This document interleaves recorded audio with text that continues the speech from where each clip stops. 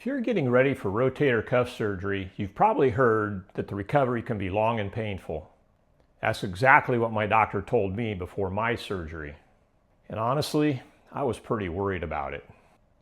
I'm now 7 weeks into my recovery, so I thought this would be a good time to look back at my first 6 weeks. I'll talk about what was difficult, I'll talk about what got easier, and I'll talk about a few things that really surprised me.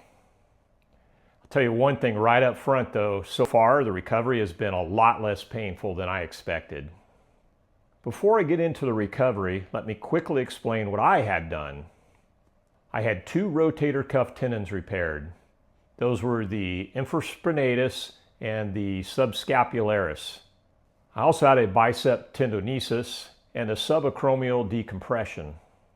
Every rotator cuff surgery is different, so my recovery and timeline may be very different from yours.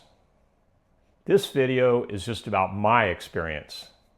Always follow the instructions from your own surgeon and physical therapist. First couple of days were definitely the toughest part of my recovery. I had a nerve block for the surgery, so initially the pain wasn't too bad. Actually, initially there was no pain. But on day 2, the nerve block started wearing off. That's when things changed pretty quickly. I probably waited too long to start taking the Percocet. I waited until the nerve block felt like it was about 75% worn off. For a few hours, the pain got pretty bad. It honestly felt like the Percocet wasn't doing anything at all. But once the medication caught up, the pain became much more manageable. Another thing that I wasn't really prepared for was how difficult basic things could become. At first, I couldn't even put on or take off a regular shirt, so I had to wear button-down shirts. Even then, my wife had to help me button them. Showering was pretty difficult at first too. Things you've done your entire life without even thinking about them suddenly take some planning. You're basically trying to figure out how to do everything with one hand. Sleeping was probably one of the biggest challenges during those first few weeks. I'm just not a back sleeper, but I had to sleep in a recliner for about the first 3 weeks. The first night after surgery, I don't think I fell asleep at all. And sleeping with a sling on wasn't very comfortable. The sling had padding, but after a while, just started digging into my side when I was lying down. Eventually, I was able to get back to bed, which was really nice. I started sleeping on my non-surgical side. That was a huge improvement, but I still had to wear that sling. And that started bothering me after a few nights. But being back in my own bed, that was like a major milestone. By week 2, something happened that I really wasn't expecting. The pain was already much better. In fact, by then I was off the Percocet. Remember, I went into this expecting a long and very painful recovery. The recovery was still going to be long, but the pain wasn't nearly as bad as I expected. I was still in the sling, and I was still pretty much doing everything one-handed. But pain just wasn't really the biggest issue anymore. Around week 3, everyday life started getting a little easier. Showering was getting easier. Getting dressed was getting easier, but it wasn't because my surgical arm could suddenly do a lot more. I had just gotten much better at doing things with my left hand. You'd be surprised how quickly you adapt when you don't have much of a choice. Around this time, I was getting out of the recliner. I was finally sleeping in my bed again. Overall, life was starting to feel a little more normal.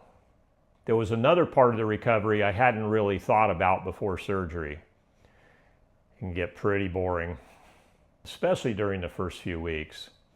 You're spending a lot of time sitting around the house. There's only so many things you can do with one arm in the sling, and your main job at this point is really just to protect the repair. By week 3, I was feeling considerably better, but that didn't mean I could go back to doing all the things I normally do.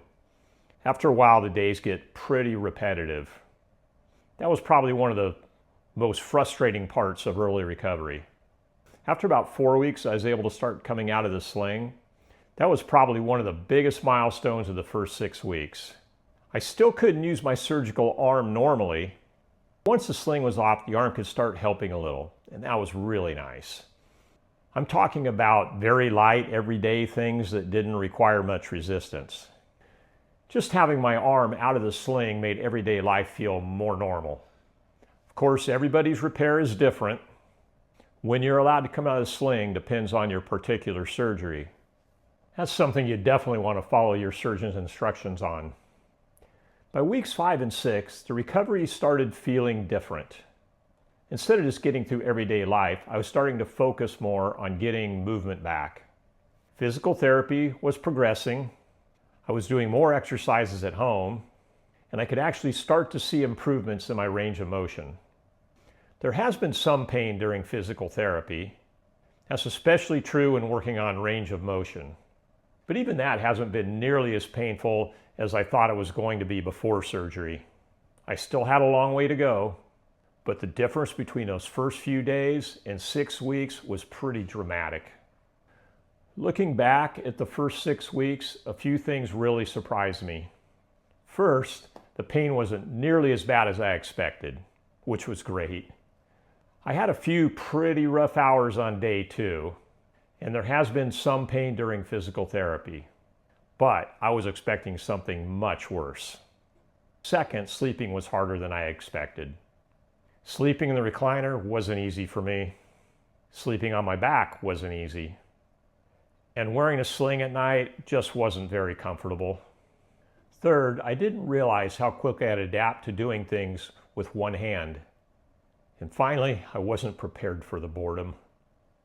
There comes a point where you're feeling pretty good, but you're still very limited in what you're allowed to do. And for me, that was probably harder than the pain. If I could go back and talk to myself before surgery, I'd probably worry a lot less about the pain. I'd prepare more for the sleeping situation. I'd make sure I had plenty of button-down shirts. And I'd probably come up with a few more things to keep myself occupied. Overall, my first 6 weeks went much better than I expected. It's definitely a slow recovery, and I still have a long ways to go. But seeing the improvement from week to week has been pretty encouraging. If you're getting ready for rotator cuff surgery, I hope hearing about my first weeks gives you a better idea of what one person's recovery can look like. And if you're already recovering, leave me a comment. Let me know how far along you are. And let me know how your experience compares with mine. I've been documenting my recovery week by week, and I'll continue doing so as I work toward getting back to normal, and eventually getting back to golf. Thanks for watching. I'll see you in the next update.